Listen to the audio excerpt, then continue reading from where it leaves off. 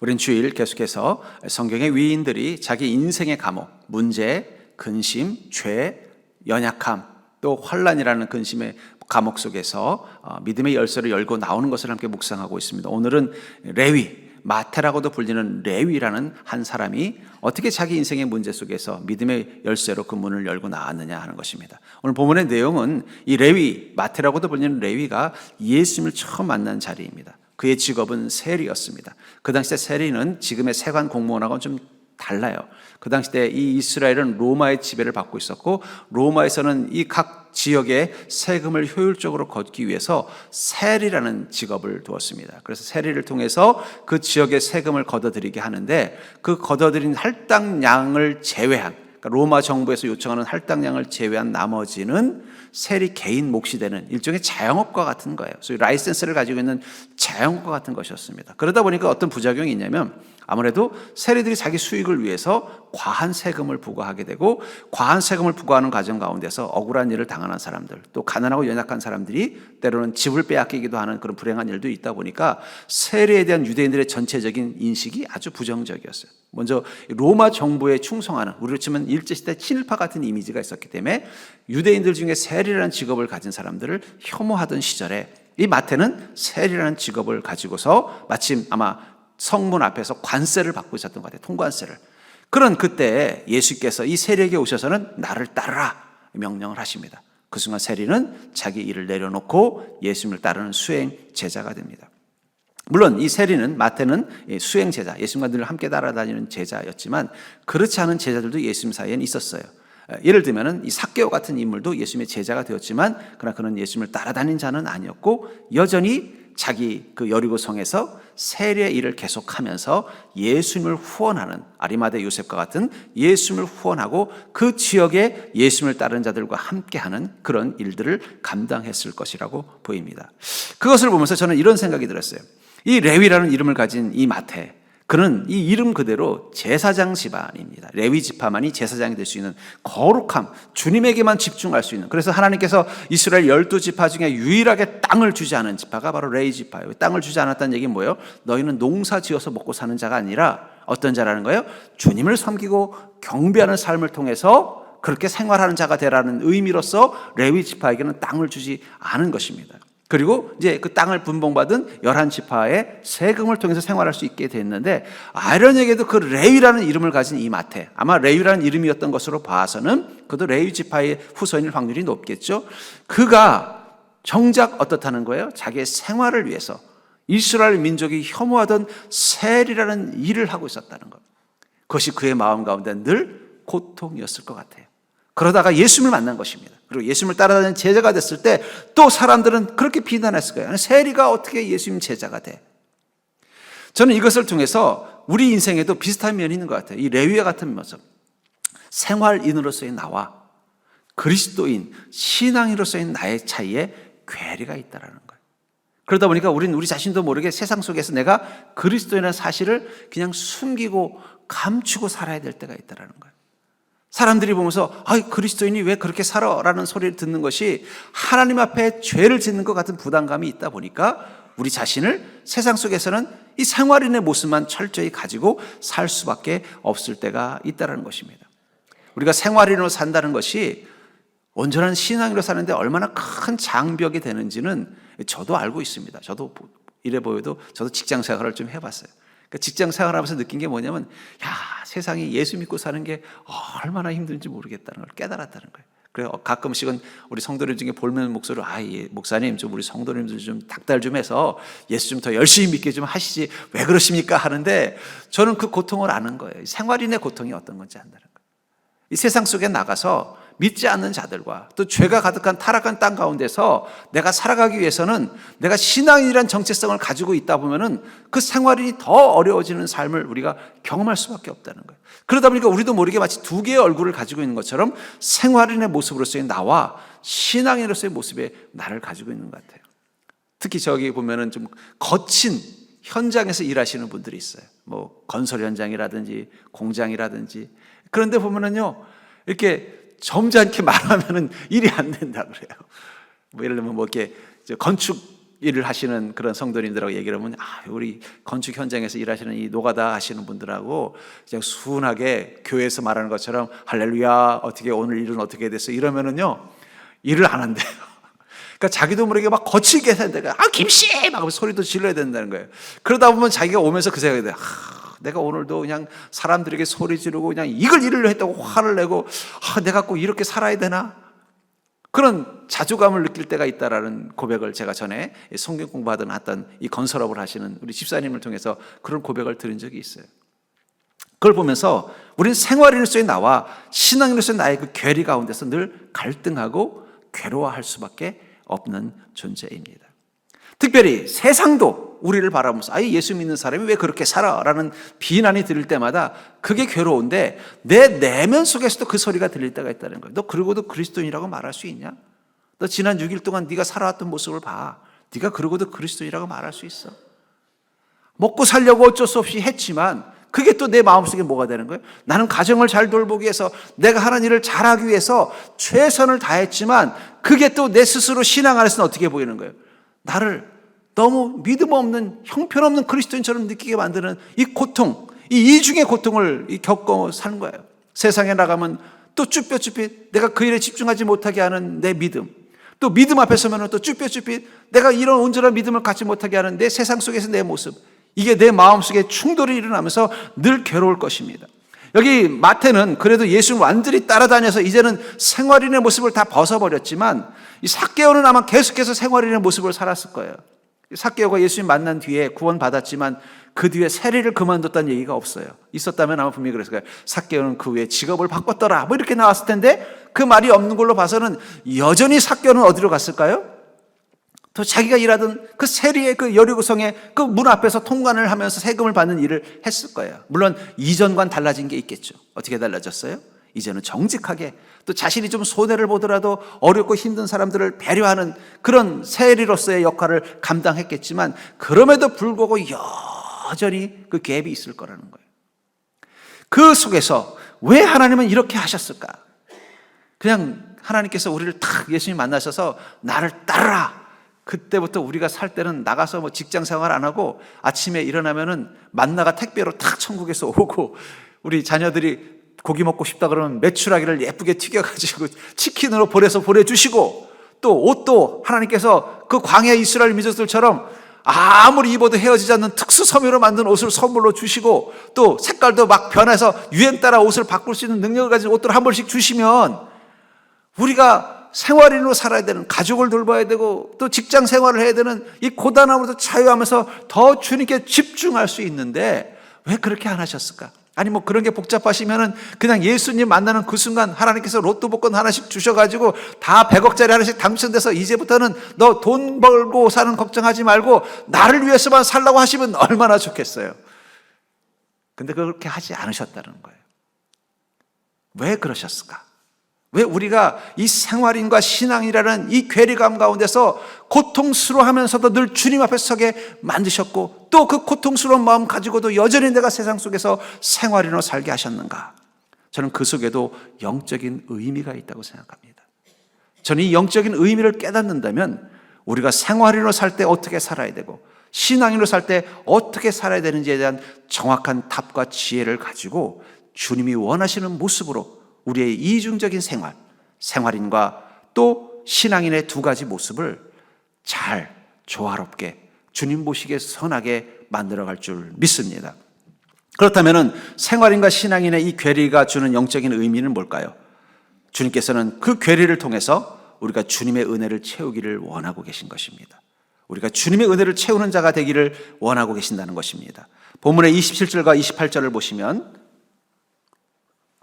그 후에 예수께서 나가사 레위라 하는 세리가 세관에 앉아있는 것을 보시고 나를 따르라 하시니 그가 모든 것을 버리고 일어나 따르니라. 세관에 앉아있을 때 보았다라고 말하고 있어요. 아까도 말한 것처럼 이 세리라는 직업은 그 당시 때 오해와 비난의 자리였어요. 아무리 정직하게 해도 아무래도 세금 내는 사람들은요 다 불만이 많습니다. 내가 열심히 벌었는데 내가 이걸 왜 줘야 돼? 그것도 유대인들에게 주는 것도 아니고 로마 정부에 주니까 얼마나 세리가 믿겠습니까? 그러나 세리 입장에서는 또 어떻게 해야 돼요? 그게 직업인데 아무리 정직하게 하고 아무리 양심적으로 했어도 여러분 삭개오가 예수님을 만나서 이제는 내가 앞으로는 토색한 것이 있으면 4배나 받고 가난한 자들에게 내 재산의 절반을 주겠습니다. 앞으로 세리로 살면서 절대로 그런 일 없도록 하겠습니다 했어도 분명히 여전히 삭개오를 욕하는 사람들이 있었을 거예요. 사람 심리가 그래요. 뭐 예를 들면 내가 전에 100만 원 벌어서 그 삭개오가 세금 10만 원씩 걷어갔는데 어느 날부터 이제는 5만 원만 내세요. 그래도 처음엔 고맙지만 그 5만 원도 아까워지는 때가 오면 또 비난하고 원망하게 돼 있다는 거예요. 그런 비난 가운데 있는 그 속에서 주님이 이 레위를 불렀다는 거예요. 나를 따르라. 그때 어쩌면 주변에 있던 사람들이 아니 예수님께서 왜 저 사람을 제자로 삼지? 아니 하다못해 뭐 어부 출신 베드로까지는 내가 봐주겠어. 뭐 바리새인도 아니고 뭐 랍비도 아니고 사두개인도 아니고 서기관도 아니지만 그래도 뭐 유대인이고 뭐 어부니까 죄진 일도 별로 없고 어부인 베드로 정도는 내가 봐주겠는데 아니 이 유대인들에게 비난받는 이 세리인 마태를 왜 제자로 삼지? 하는 소리가 분명히 마태 레위의 귀에도 들어갔을 거예요. 따르라는 말을 듣고 기뻤지만 어떻게 했을까요? 멈칫멈칫했을 거예요. 나 같은 죄인이 예수님의 제자가 되어도 될까? 아니나 다를까 또 예수님을 집으로 초청해서 잔치를 벌였더니 사두개인 이제 바리새인과 또 서기관들이 뭐라고 말해요? 아니 예수님은 왜 죄인들하고 함께 어울리냐고. 내가 예수님에 대해서 기대하고 왔더니 너무 실망이 크다는 소리 들을 때마다 이 레위의 마음 자꾸 괴로웠을 것 같아요. 감히 내가 예수님을 따를 자격이 없는데 왜 예수님이 나를 부르셨을까? 여러분들은 그런 마음 가져보시죠? 나는 주님 저 부르실 줄 알았어요. 이 세상에 나 같은 사람이 어디 있습니까? 주님이 저를 제자로 안 삼으면 누굴 제자로 삼겠습니까? 이런 기쁜 마음 가지고 오신 분 한번 손 들어 보십시오. 아니면 나를 왜 예수님 부르시지? 세상에 믿음 좋고 사람 좋고 인간성 좋고 지혜 있고 능력 많은데 왜 나를 예수님께서 나를 부르셨지? 늘 주님 앞에 설 때마다 죄송함과 미안함과 이 자신감 없는 마음으로 오신 분 한번 손 들어 보십시오. 몇 분 계신 것 같아요. 이 레위도 그런 마음이라고. 내가 주님 따를 자격이 있는가? 근데 중요한 건 주님은 어떤 사람들을 제자로 삼냐는 거예요. 고린도서 1장 26절부터 29절에 보니까 형제들아 너희를 부르심을 보라. 육체를 따라 지혜로운 자가 많지 아니하며 능한 자가 많지 아니하며 문벌 좋은 자가 많지 아니하도다. 그러나 하나님께서 세상에 미련한 것들을 택하사 지혜 있는 자들을 부끄럽게 하려 하시고 세상에 약한 것들을 택하사 강한 것들을 부끄럽게 하려 하시며 하나님께서 세상에 천한 것들과 멸시받는 것들과 없는 것들을 택하사 있는 것들을 폐하려 하시나니 너희의 부르심을 보라. 이것은요 그냥 예수님의 특별한 이 수행 제자들 12제자를 말하는 게 아니라 고린도 교회 교인들을 말하는 거예요. 여러분들 같은 평범한 그리스도인을 향해서 뭐라고 말하는 거예요? 너희를 하나님께서 어떻게 부르셨는지를 바라는 거예요. 어떤 자라고 말하고 있어요? 지혜롭지 못하며 능력 없고 내놓을 만한 배경도 없고 또 미련하고 또 약하고 또 천안받고 멸시받는 너희들을 택하셨다. 예수님의 선택의 기준이 거기에 있다는 거예요. 그러니까 여러분들 주님께서 여러분들을 왜 부르셨어요? 여러분들에게 이런 모습이 있기 때문에 한번 보십시오. 나는 어떤 것 때문에 주님께서 나를 스카우트 하셨는지. 지혜가 부족해서 아니면 능력이 없어서 혹은 배경이 아무것도 없어서 또 미련해서 혹은 너무 연약한 게 많아서 아니면 사람들로부터 멸시와 천함을 받는 그런 초라한 존재라서 어떤 부분입니까? 그 중에 하나라도 걸렸다면 그 주님이 나를 부르신 이유가 분명한 거예요. 그럼 왜 주님께서는 이 약한 나를 택하셨을까요? 그걸 29절에 이는 아무 육체도 하나님 앞에서 자랑하지 못하게 하려 하심이라. 주님께서 우리를 택하실 때 가장 중요한 게 뭐라는 거예요? 네가 지혜가 없어도 괜찮다. 네가 연약해도 괜찮다. 네가 배경이나 뭐 이런 게 천하고 뭐 인정받지 못해도 괜찮다. 네가 살아온 인생에 너무나 허물이 많아도 괜찮다. 다만 너에게 하나만 없으면 좋겠다. 너의 육체를 자랑하는 것, 너의 자신을 자랑하는 것, 너의 인생을 자랑하는 그 교만함만 없다면 너는 다 내 제자가 될 수 있다라고 말한다는 거예요. 그래서 주님께서 우리를 부르시는 이유가 그거예요. 고린도서 11장 30절은 그래서 심지어는 이 사도 바울 목사님이 이렇게 말합니다. 내가 부득불 자랑할진대 내가 약한 것을 자랑하리라. 주님이 나를 택하신 그 이유, 그 약함을 자랑한다는 거예요. 그러니까 여러분 절대로 그리스도인은 약한 것을 자랑할 수 있는 복을 가진 자이다. 그러니까 여러분 당당하세요. 그래요, 저 멍청해요. 옆 사람 보고 보세요. 그래요, 저 멍청해요. 또 반대쪽 사람이 그래요, 나 못났어요. 그럽시오. 또 옆에 사람 그래요, 나 못생겼어요. 우리가 이걸 당당하게 말한다는 거예요. 난 그걸 자랑하겠다는 거예요. 그럼 내 약한 것을 자랑한다는 게 그런 뜻일까요? 아니에요. 약함을 자랑한다는 것은 내 약함이 아무것도 아니게 만드는 주님의 은혜가 크심을 고백하는 게 바로 약함을 자랑하는 것입니다. 그러니까 여러분들 그래요, 나 못났어요 하는 것도 뻔뻔한 거예요. 그래요, 나 죄 많아요. 이거 그래, 나 죄 많아. 어쩔래, 배째. 그러면 이건 뻔뻔한 거지. 그게 약함 자랑하는 게 아니라 뭐예요? 내가 이렇게 약한데 그 약함이 약함으로 보이지 않을 만큼 주님의 은혜가 너무 큽니다. 이걸 고백하는 게 약함을 자랑하는 거라는 거예요. 제가 너무너무 어리석고 못났는데 그 어리석음이 어리석음으로 보이지 않을 만큼 주님의 은혜가 제 인생 가운데 너무 큽니다. 그걸 고백하는 게 약함을 자랑하는 거예요. 나는 죄와 허물이 너무 많은데 그 죄와 허물로 보이지 않을 만큼 주님의 은혜와 사랑이 내게 너무 큽니다. 그러니까 우리는 주님을 자랑할 수밖에 없다는 거예요. 왜 우리가 그 괴리가 없는 가운데요? 그 괴리가 있기 때문에 우리는 끊임없이 무엇을 보는 거예요? 나의 약함을 보는 거예요. 여러분 지난 6일 동안 여러분들은 뭘 봤어요? 내가 괜찮은 인생인데, 내가 잘 나가는 인생인데, 내가 쓸만한 인생인데, 나는 아무 문제가 없는 인생인데 이것만 보고 오셨습니까? 아니면 내가 예수 그리스도를 따라다니는 제자가 되기에는 내가 너무 부족하고 연약했다는 것을 여러분들은 6일간 발견했습니까? 그걸 발견하고 주님 앞에서 나의 약함을 자랑하는 자 되게 하시기 위해서 주님은 우리에게 생활인과 신앙인의 괴리를 경험하고 살게 한다는 거예요. 그러니까 여러분들 6일 동안 내 마음이 무거운 건 정상이에요. 아무리 내가 주일날 주님 앞에서 온전히 예배를 드리고 주님 앞에 충성하고 주님을 위해서 다른 사람들보다 더 헌신했어도 여전히 우리 생활인 속에서 나의 약함을 보게 될 것입니다. 죄가 가득한 이 세상 가운데서 내 연약함을 보게 될 거라는 거예요. 나의 믿음이 부족한 걸 보게 될 거예요. 그게 정상이라는 거예요. 근데 그 정상에서 제일 중요한 건 뭐라는 거예요? 그렇기 때문에 나는 주님의 은혜가 아니면 살 수 없습니다라고 고백하는 거. 주님은 그걸 기대하고 계시는 거예요. 그렇기 때문에 주님, 내 인생 가운데 주님의 은혜가 채워지지 않으면 나는 살 수 없습니다라고 고백하는 거.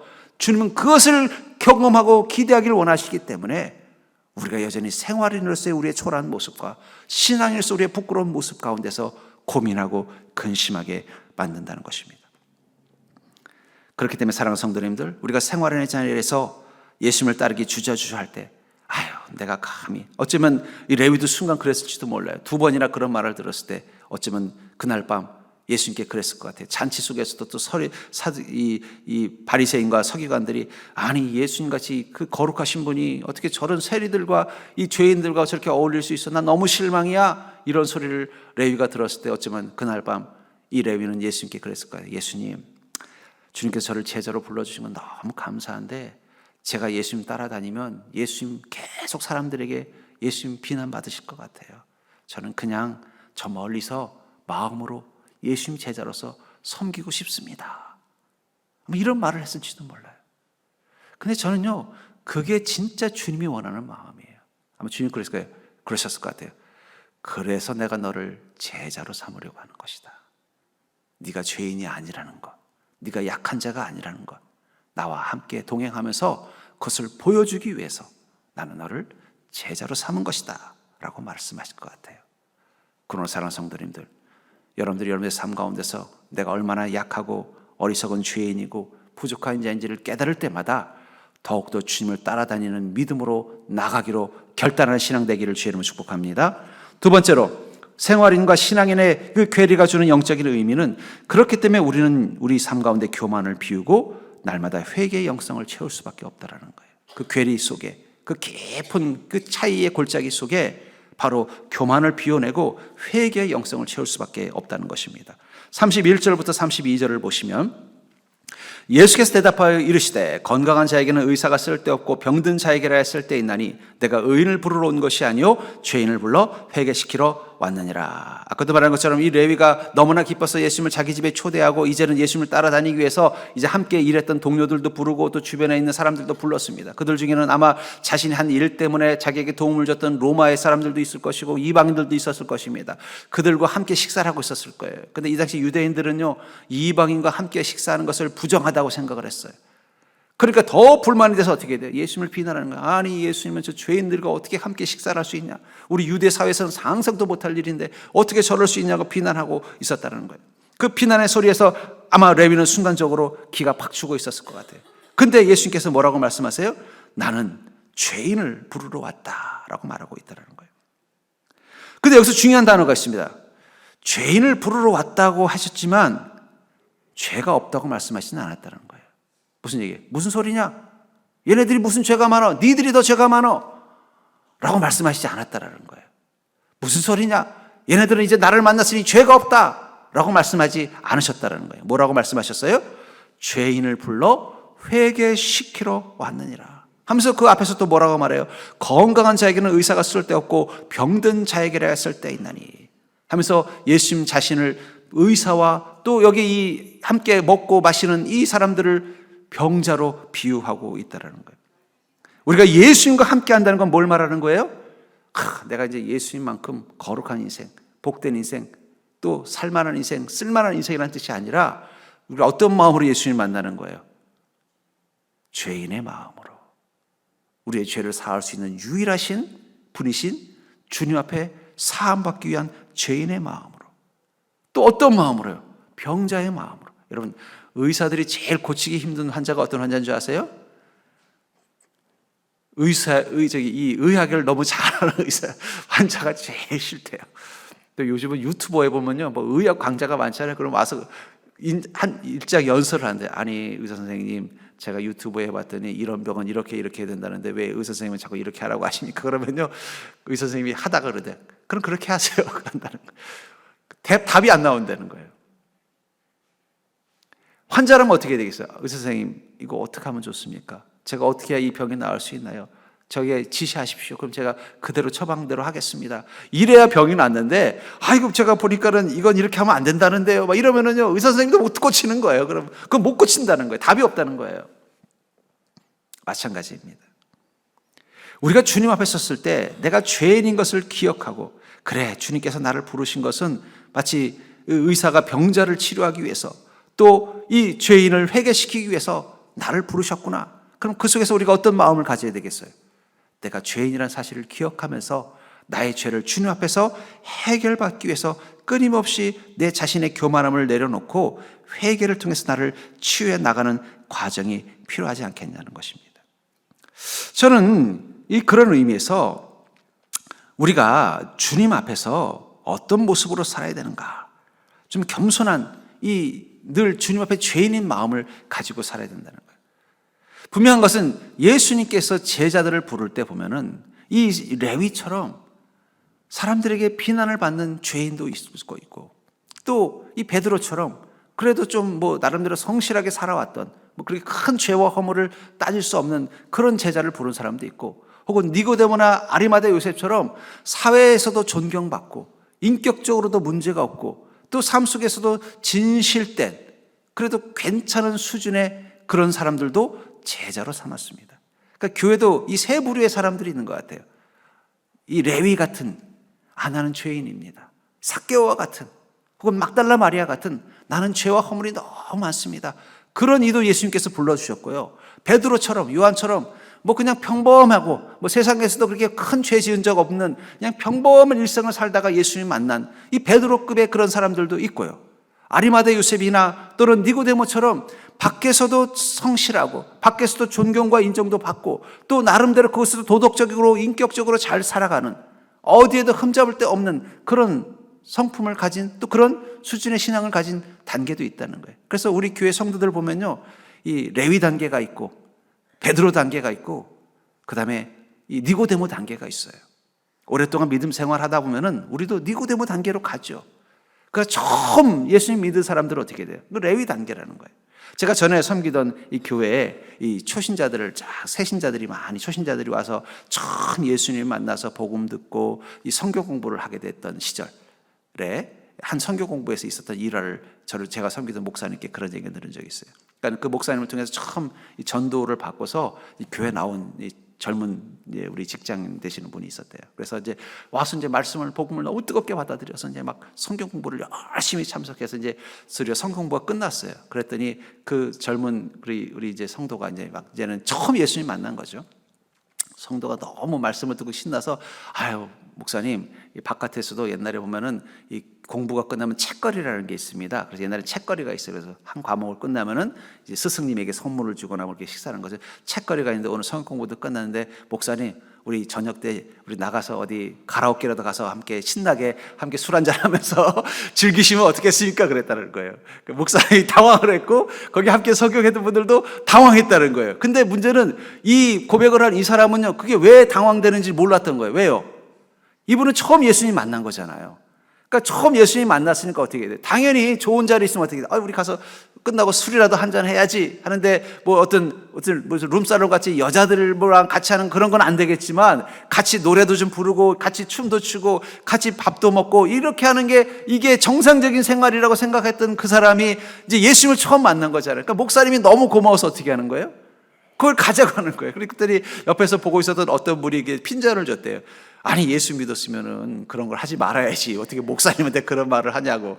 근데 그 얘기를 듣다가 가만히 생각해 보니까 어쩌면 우리 성도님들 중에도 그런 단계에 있는 분들이 있어요. 내가 주님을 만나서 어떻게 신앙생활해야 되는지 해서 한 번도 경험해 보지 않고 세상 속에서 생활인으로서의 삶만 경험하다가 이제 처음 교회 온 분에게는요, 교회 생활, 교회 모든 게 낯설고 아직 믿음 생활이 어떻게 돼요? 서툴 수밖에 없습니다. 근데 그런 사람들이 베드로와 같은 신앙을 가진 단계 혹은 니고데모와 같은 신앙을 가진 단계의 눈에는 어떻게 보여요? 저 무슨 그리스도인이 저래? 라고 볼 수 있다라는 거예요. 그러니까 여러분, 우리 그리스도인은요, 서로를 좀 이렇게 좀 구분해서 보는 것도 필요해요. 한번 봅시다. 옆 사람 보면서 당신은 니고데모입니까? 베드로입니까? 아니면 레위입니까? 처음 이제 내가 좀 예수님 좀 믿어보려고 하지만 여전히 내 안에는 뭐예요? 세상의 가치관, 세상의 문화, 세상의 습관이라는 그때가 아직 많이 배어 있는 거예요. 주님은 그들도 어떻게 해요? 받아주시고 이제 하나씩 회개시키라는 건 뭐예요? 그 죄의 때와 이 잘못된 신앙의 문화, 비기독교적인 문화의 때를 벗겨가는 과정이에요. 그건 기다려줘야 돼요. 근데 여기 지금 바리새인과 서두개인은 뭐라 그러는 거예요? 예수님은 그들을 받아들이고 기다려주면서 그들을 온전한 제자로 만들 준비를 하고 있었는데 어쩌면 예수님께서 3년 동안 이 땅에서 하셨던 그 놀라운 일들은요, 밖으로는 많은 병자들을 치료하고 복음을 전하는 일이었지만 안으로는요, 그 12명 제자들의 죄들을 하나씩 벗겨나가는 작업을 했던 겁니다. 처음부터 온전했던 게 아니라 예수를 만나서 하나씩 회개시키듯이 그 병을 치유하듯이 그들의 죄를 벗겨나가서 온전한 제자로 만들어가는 과정이었을 거라는 거예요. 교회도 그런 시간이에요. 그러니까 여러분 다 똑같지 않다라는 거예요. 그 속에서 우리는요, 자꾸 바리새인과 서기관처럼 다른 사람들의 신앙에 대해서 쉽게 평가하면 안 돼요. 저분은 아직 이 단계구나. 주님께서 그래서 부르셨구나. 그리고 그 믿음을 성장시켜 나갈 수 있도록 만들어주는 게 필요해요. 아니 어쩌면 주님께서 가장 실망한 것은 이 레위 같은 사람들이 아니에요. 이 바리새인과 서기관 같은 사람들입니다. 왜냐하면 그들은 더 이상 예수님 앞에서도 자신의 죄를 돌아보지 않았기 때문이라는 거예요. 이 바리새인과 서기관들은 죄가 없었나요? 그들 내면에도 죄가 있었을 것입니다. 그러나 그들은 그 죄를 철저히 감추고 사람들 앞에 죄가 없는 것처럼 행동하는 것을 뛰어넘어서 다른 사람들의 죄를 끊임없이 지적하면서 자신은 아무 죄가 없는 것처럼 자신의 죄를 숨기려고 했다는 거예요. 그게 교만이에요. 그러니까 저는 이렇게 생각해요. 절대로 교만은 그만이다. 더 이상 내 죄를 주님 앞에 내어놓지 않을 때부터 우린 교만한 거예요. 목에 힘주는 게 아니라 내가 주님 앞에 설 때 내가 생활 속에서 내 죄를 여전히 발견하는 거예요. 여전히 내 삶 속에서 아직 말씀 앞에 온전히 순종하지 못하고 있는 모습, 주님 앞에 온전히 말씀 앞에 믿음 가운데 살지 못하는 내 모습 앞에 괴로워하면서 그것 때문에 주님 앞에 설 때마다 주님, 내가 죄인입니다. 나를 좀 받아주시고 내가 이 죄를 해결할 수 있도록 주님께서 나를 세워주시고 가르쳐 주시옵소서 하는 믿음으로 쓰는 그 일을 그만하게 될 때부터 그때부터가 우리는 교만해지는 거예요. 교만은 그만입니다. 그만. 주님, 전 더 이상 주님께서 저에게 잔소리 안 하셨으면 좋겠어요.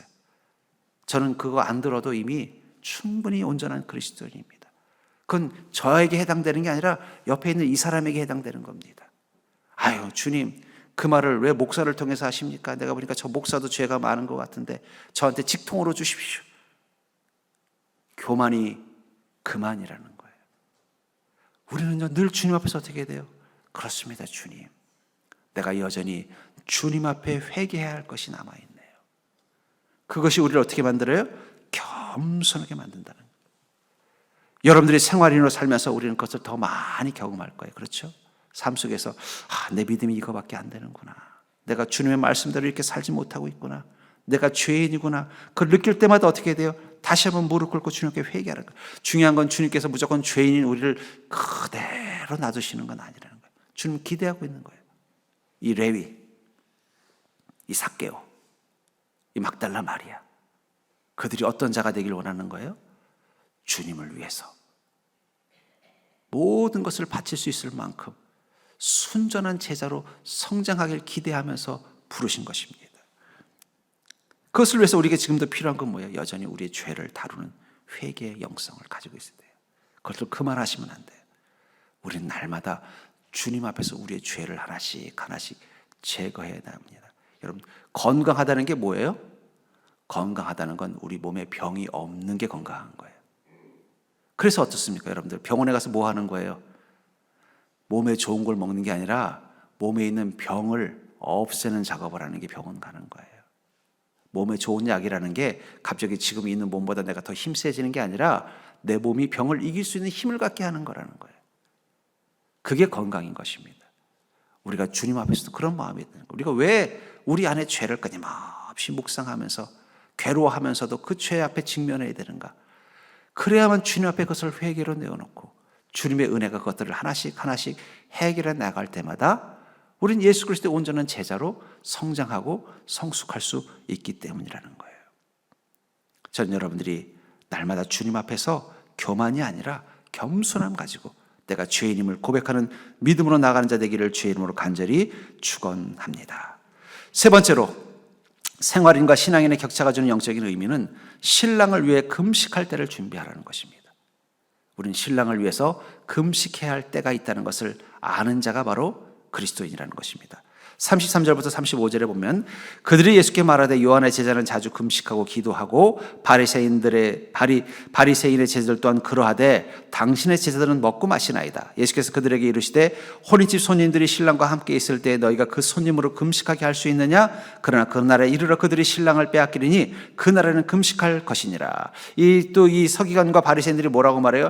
아니, 요한의 제자는 보니까 침례 요한을 말하는 것입니다. 그들은 금식도 하고 기도도 열심히 하던데 당신 제자들 맨날 볼 때마다 예수님 곁에서 예수님 오늘 저녁은 뭘 먹을까요? 이런 얘기만 하고 있네요 하면서 제자들을 싸잡아서 결국 예수님을 비난하는 거죠. 그럴 때 예수님이 뭐라고 말씀하셨어요? 혼인집이 손님들이 신랑과 함께 있을 때 너희가 그 손님으로 금식할 수 있게 할 수 있느냐? 그러나 그날에 이르러 그들이 신랑을 빼앗기리니 그 날에는 금식할 것이다.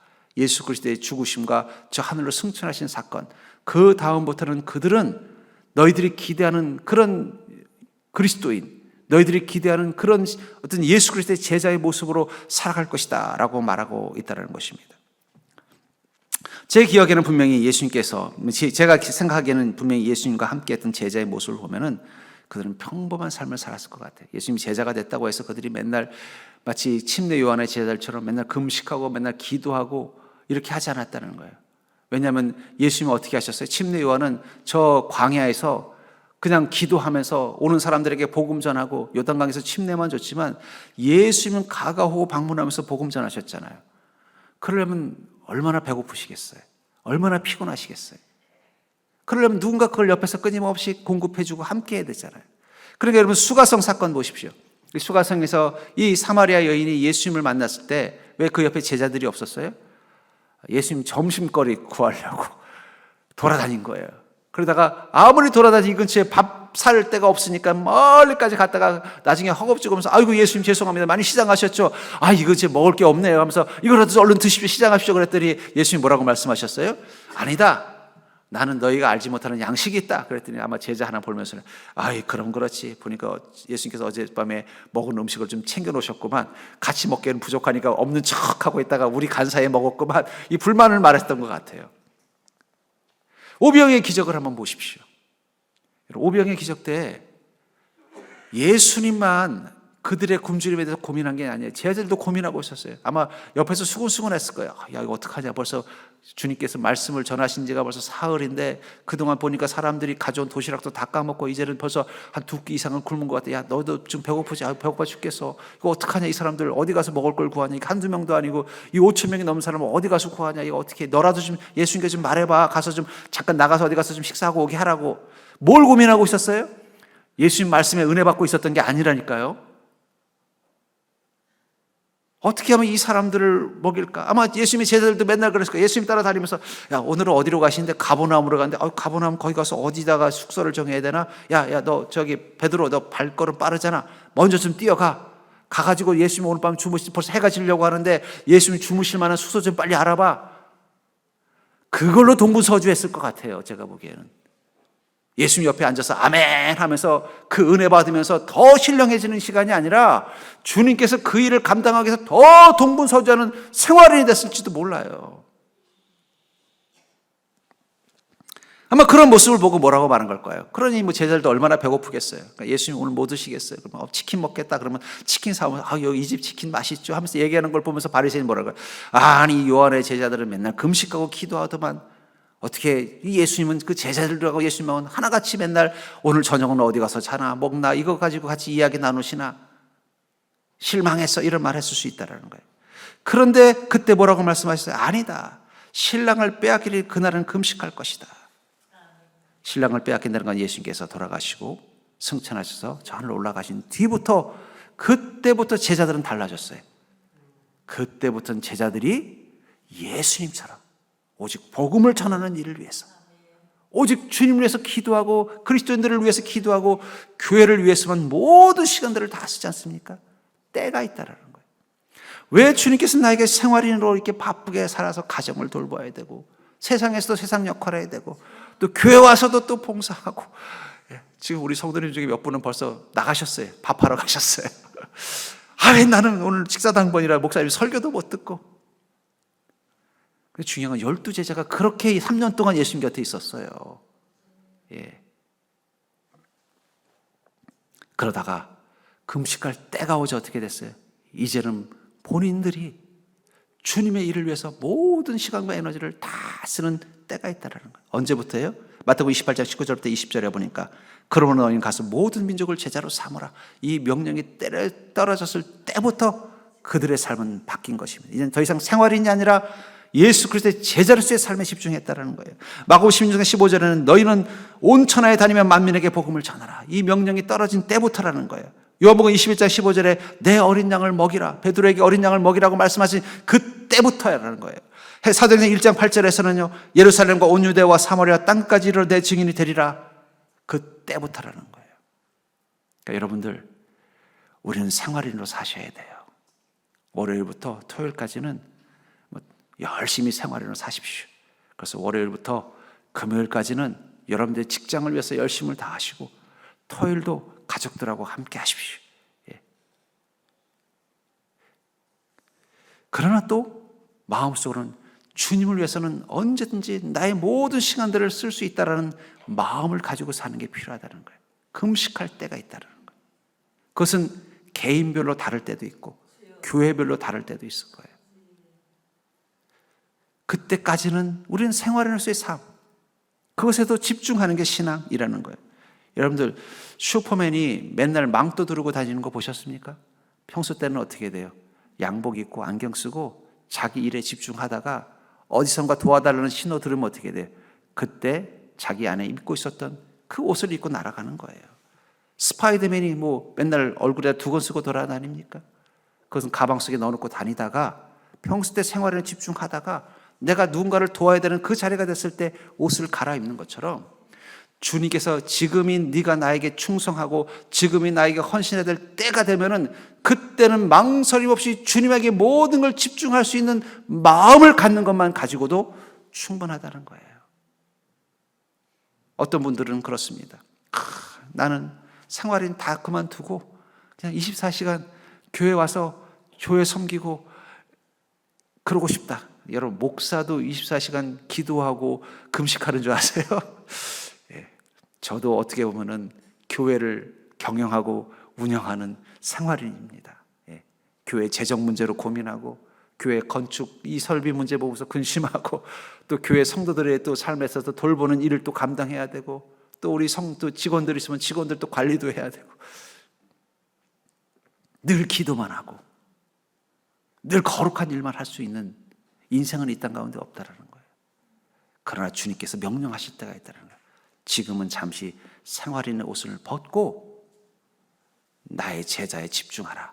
그때 집중할 준비만 하고 있으면 돼요. 그리고 지금 그 음성이 떨어지면 망설임 없이 그 생활인의 옷을 벗어버리고 온전히 그리스도의 주님을 따라가는 시간을 경험할 수 있다는 것입니다. 저는 어쩌면 세상을 바라보면서 어쩌면 대금식의 시간이 오고 있는 게 아닌가 싶어요. 지금까지 어쩌면 교회는 평화로운 시간, 마치 예수님과 함께 3년 동안 제자들이 다녔던 그 시간처럼 평화로운 시간이었던 것 같습니다. 근데 이제는 예수 그리스도를 위하여 우리가 금식해야 될 시간이 오고 있다는 생각이 들어요.